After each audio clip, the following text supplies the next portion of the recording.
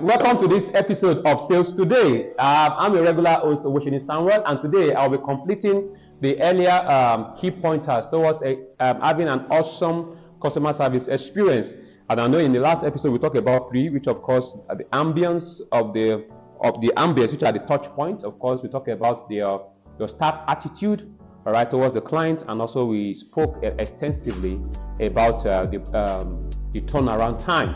Today we'll just quickly be talking about the remaining two, which of course one of it I call the process. All right, the process that it takes, your standard operating procedure that it takes in your organization, such that it doesn't become too cumbersome for it to be understood. That in case a client needs a feedback, it doesn't have to go through different bureaucracy that makes the whole process of getting back to your client even more cumbersome.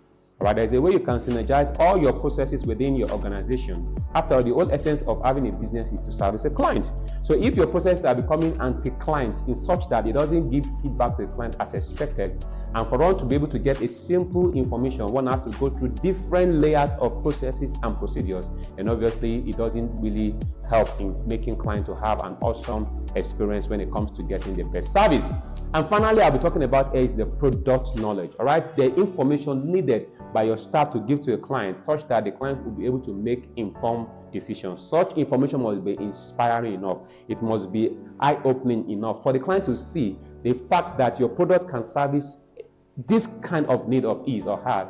All right, and of course your service will be of great advantage towards adding value to the client. It's important that we know that our product must be in such a manner that the client should be better than the way they met us when they first came to meet us after using our product. So it's important that our staff get to know more about how we offer and how our product can really get to service the client, how to use the product, all right, and how the product can be of great benefit to them. And when new updates come as well too, it's better the client get to know about how to really get the best advantage for this new update. So invariably, we talk about the 5 processes that makes the client to enjoy an awesome experience. It's just a quick recap. I said number 1 is the ambience itself. Number 2 is the product knowledge. Of course, your staff must have a good product knowledge of your product itself that the client can be able to take informed decisions based on the product itself. So number 3 is the processes. All right, make it simple. Let it become very easy for the client to access information, and of course, make the processes easier and remove all bottlenecks of bureaucracy that makes it difficult for clients to get feedback from you. Number 4 is the attitude of your staff. What is their attitude at all time? Are they willing to assist, willing to help the client to really get the best information that they expected